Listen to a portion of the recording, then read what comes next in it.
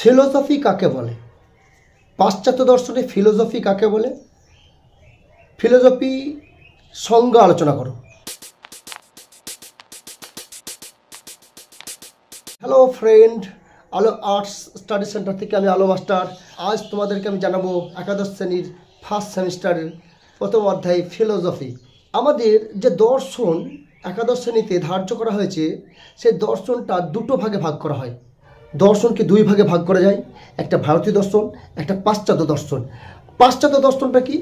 পশ্চিমী, অর্থাৎ আমাদের ভারতবর্ষের পশ্চিমে যে সমস্ত দেশগুলো আছে, যেমন England, France, Germany, Denmark, Sweden, Norway, Portuguese, Spain, Italy, তুরস্ক, Russia, Iraq, Iran, Kuwait, Saudi Arab, Jordan, Lebanon, Palestine, America, এই পশ্চিমী দেশগুলো যে দর্শনের ব্যাখ্যা দিয়েছেন, সেই দর্শনটাকে বলা হয় পাশ্চাত্য দর্শন। যেহেতু আমাদের পাশ্চাত্য বলার কারণ কি, এগুলো এই দেশগুলো পশ্চিমে অবস্থিত।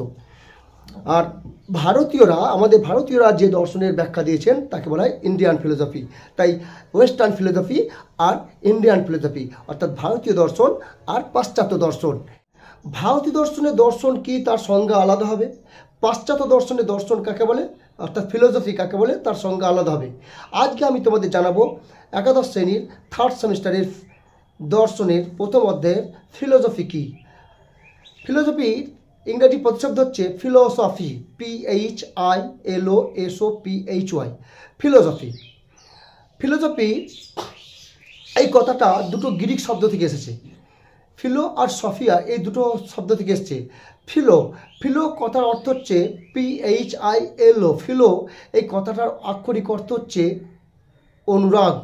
আর সফিয়া, SOPHI, সফিয়া, এই সফিয়া শব্দটির আক্ষরিক অর্থ হলো জ্ঞান। অর্থাৎ ফিলোসফি এই কথাটির আক্ষরিক অর্থ হচ্ছে জ্ঞানের প্রতি অনুরাগ। এবার ছাত্রছাত্রীরা আমাকে কোশ্চেন করলো, স্যার জ্ঞানের প্রতি অনুরাগ সেটা আবার কেমন? অনুরাগ তো বিভিন্ন ধরনের হয়।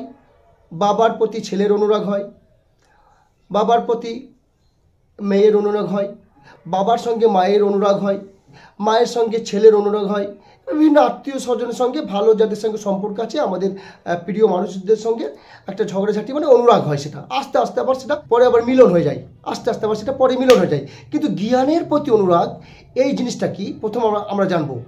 জ্ঞানের প্রতি অনুরাগটি কি, আমি একটা উদাহরণ দিয়ে বুঝিয়ে দিচ্ছি।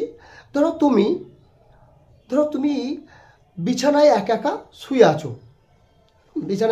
আছো, শুয়ে থেকে তবে তুমি চিন্তা করলে যে আমি কে।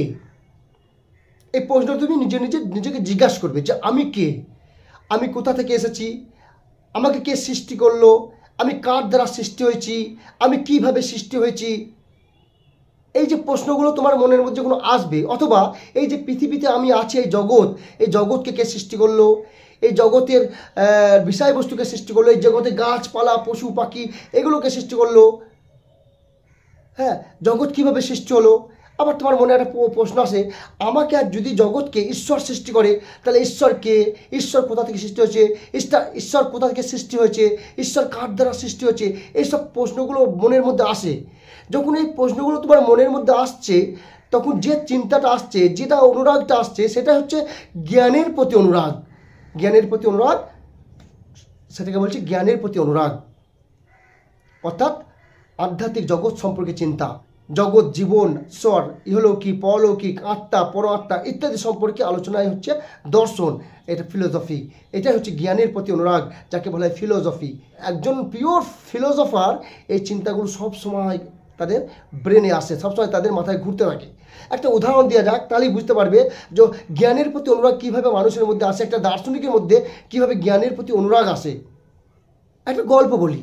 গল্পটা কিন্তু আমি কোনো বই থেকে খুঁজে পাইনি, আমি আমার কলেজের প্রফেসরদের কাছ থেকে শুনেছিলাম। গল্পটা হচ্ছে অ্যারিস্টটল ও তার পত্নী, তাদের একটা ছোট্ট বেবি আছে। সেই ছোট্ট বেবিকে নিয়ে অ্যারিস্টটলের ওয়াইফ বললেন যে এই বেবিকে একটু ঘুরিয়ে নিয়ে আসো, আমি একটু কাজ করি। অ্যারিস্টটল কী করলেন, বেবিটিকে নিয়ে একটু বাইরে বেড়াতে নিয়ে গেলেন। অ্যারিস্টটল তার বেবিটিকে নিয়ে একটা ট্রলিযুক্ত বাইক বা সাইকেলে করে তার বেবিটিকে নিয়ে ঘুরতে বেরিয়ে পড়লেন। যে বাইক ছিল, সেই বাইকের একটা ট্রলি ছিল, সেই ট্রলিতে বাচ্চাটাকে বসিয়ে রেখে দিয়েছে পাশে। হঠাৎ করে যেতে দেখছে একটা সরাইখানা, অর্থাৎ মদের দোকান। সেখানে তিনি নামলেন এবং মদ খাওয়ার জন্যে ঢুকে বললেন বেবিটাকে পাশে রেখে দিয়ে। মদ খেতে খেতে হঠাৎ করে তিনি বেবির কথা ভুলে যান এবং তার মাথার মধ্যে ওই আধ্যাত্মিক চিন্তা চলে আসে। কী চিন্তা? আমি কে, আমি কোথা থেকে এসেছি, আমি কার দ্বারা সৃষ্টি হয়েছি, আমি কীভাবে সৃষ্টি হয়েছি, জগৎ কী, এইসব চিন্তা। ঈশ্বরকে, ঈশ্বর কীভাবে সৃষ্টি হয়েছে, জগৎ কোথা থেকে সৃষ্টি হয়েছে, জগতের এইসব বিষয়বস্তু, এইসব গাছপালা পশু পাখি সব কীভাবে সৃষ্টি হয়েছে, এই চিন্তাগুলো তার মাথার মধ্যে আসছে। সে যে বেবিটাকে নিয়ে এসছে সেটা ভুলে গেছে, অর্থাৎ তার মধ্যে জ্ঞানের প্রতি অনুরাগ এসেছে। ঠিক আছে, এবার যখন বার হচ্ছে বেবিকে আর সাইড কাটিয়ে ভাবতে ভাবতে চিন্তা করতে করতে চলে যাচ্ছে। বেবি বা আস্তে আস্তে বেবির কান্না ধরছে, বেবি কাঁদছে। এদিকে অ্যারিস্টটলের ওয়াইফ চিন্তা করছে আমার হাজব্যান্ড হচ্ছে একটু উদাস টাইপের, হ্যাঁ, যেহেতু দার্শনিক চিন্তা করে সেই জন্যে কী ব্যাপার আমার হাজব্যান্ড তখন আমার বেবিকে নিয়ে এলো না। অ্যারিস্টটলের ওয়াইফ কী করলেন, বেবিকে খুঁজতে বেরোলেন। রাস্তার ধারে গিয়ে দেখছে সরাইখানার সামনে সে তার বেবিটা কাঁদছে। ছুটে গিয়ে বেবিটাকে কোলে তুলে নিল এবং তার ওয়াইফের প্রচণ্ড রাগ হলো। রাগ হয়ে বাড়িতে গিয়ে প্রচণ্ড ফুঁসছে রাগে, আমার বেবিটাকে ফেলে দিয়া, আমার বেবিটাকে তোমার একা রেখে দিয়ে চলে যা, আজকে আসুক তার হবে। দুপুর পার হয়ে গিয়ে তখন আসছে 3টে সাড়ে 4টার সময় আসছে, এসে গিয়ে তার ওয়াইফকে বলছে oh my darling today his cooking, oh my darling আজকে কি রান্না করেছো। মানে তার বেবির কথা সে ভুলে গেছে। তার মধ্যে তো আধ্যাত্মিক চিন্তা এসেছে। আধ্যাত্মিক চিন্তা মানে কি? এই জগৎ সম্পর্কে চিন্তা, ঈশ্বর সম্পর্কে চিন্তা, ইহলৌকিক জগৎ সম্পর্কে চিন্তা, পরলৌকিক জগৎ সম্পর্কে চিন্তা, অর্থাৎ আধ্যাত্মিক জগৎ সম্পর্কে একটা চিন্তা চলে এসেছে। অর্থাৎ তার মধ্যে জ্ঞানের প্রতি অনুরাগ এসেছে, যে জ্ঞানের প্রতি অনুরাগ। তার ওয়াইফ তো ব্যাপকভাবে ঝগড়া করলো বলে দেখা যাচ্ছে। ঝগড়া করে অ্যারিস্টটল কিন্তু সেই ঝগড়া এক কান দিয়ে ঢুকাচ্ছে, এক কান দিয়ে বার করে দিচ্ছে। অ্যারিস্টটল তখন দেখা যাচ্ছে যে লাস্ট দরজায় একটা থামে গিয়ে বসে আছে। কিছুক্ষণ পর অ্যারিস্টটলের ওয়াইফের রাগ ভাঙলো এবং রাগ ভাঙার পরে অ্যারিস্টটল ওয়াইফে বুঝতে পারলো যে আমি অ্যারিস্টটলের সঙ্গে ঝগড়া করে ভুল করেছি। কেননা আমার স্বামী তো প্রথম থেকেই দার্শনিক, আধ্যাত্মিক জগৎ সম্পর্কে চিন্তা করে, অর্থাৎ আমার স্বামীর জ্ঞানের প্রতি অনুরাগ হয়। এরপর অ্যারিস্টটল ওয়াইফ কী করলেন, অ্যারিস্টটলের রাগ ভাঙানোর জন্য অ্যারিস্টটল ওয়াইফ এক বালতি ঠান্ডা জল নিয়ে মাথায় অ্যারিস্টটলে ঢেলে দিলেন। তখন অ্যারিস্টটল জ্বর থেকে উঠে বলছে হ্যাঁ কে এই তুমি আমার মাথায় জল ঢাললে কেন? বলছি তোমার কিচ্ছু মনে নেই? বলছি বেবি কোথায়? হ্যাঁ বেবি। তখন মনে পড়ছে হ্যাঁ বেবিকে তো আমি সরাইখানা দোকানের সামনে রেখে এসেছি। হ্যাঁ তাই তো বটে। তখন বলে থাক আমি বেবিকে নিয়ে এসেছি। এটা হচ্ছে পিওর ফিলোজফার, একজন হচ্ছে পিওর ফিলোজফার, একজন সত্যিকারের দার্শনিক, অর্থাৎ তার মধ্যে জ্ঞানের প্রতি অনুরাগ। এইটা হচ্ছে জ্ঞানের প্রতি অনুরাগ, অর্থাৎ তার সম্পর্কে যে চিন্তাগুলো আসবে আধ্যাত্মিক জগতের চিন্তা। তাহলে আমরা কি জানলাম? ফিলোসফি কথাটির আক্ষরিক অর্থ হচ্ছে জ্ঞানের প্রতি অনুরাগ। ফিলো এবং সফিয়া এই দুটো শব্দ থেকে, এই দুটো গ্রিক শব্দ থেকে এই ফিলোসফি শব্দটি এসছেন।